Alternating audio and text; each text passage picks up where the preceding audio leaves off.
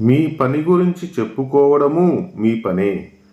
పనిచేసే చోట సహచరులు, పరిస్థితుల కారణంగా మీకు కోపం రావచ్చు.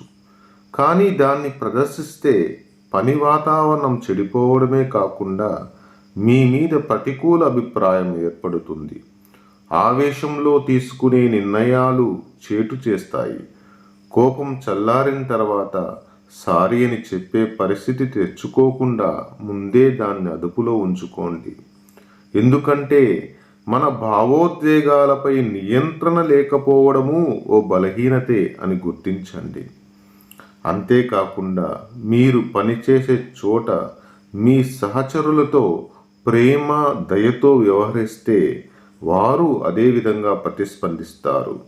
అవసరమైనప్పుడు తోటివారికి పని విషయంలో సాయం చేయడం, ఇతరుల్లో మీకు నచ్చిన విషయాలేంటో తెలియజేయడం, అనారోగ్యంతో ఉన్నవారిని పరామర్శించడం, ఒత్తిడిలో ఉన్నవారికి ఊరట కలిగించేలా సరదాగా సంభాషించడం, ఇలాంటి వాటితో సహోద్యోగుల మధ్య మంచి వాతావరణం నెలకొంటుంది.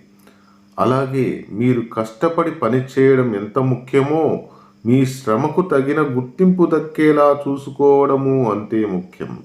అందుకే మీరు చేసిన పని, సాధించిన విజయాల గురించి ఇతరులతో పంచుకోవడానికి మొహమాట పడకండి. పనిలో మీ పురోగతితో పాటు మీకు సంతృప్తినిచ్చిన అంశాల గురించి మీ బాస్కు చెప్పండి. ఏదేని సమావేశాల్లోనూ నిర్భయంగా మీ విజయాల గురించి మాట్లాడండి. ఇలాంటి మరిన్ని లైఫ్ చేంజింగ్ థాట్స్ కోసం వెంటనే మా ఛానల్ను సబ్స్క్రైబ్ చేయండి, షేర్ చేయండి, లైక్ కొట్టండి. Thank you for watching this video.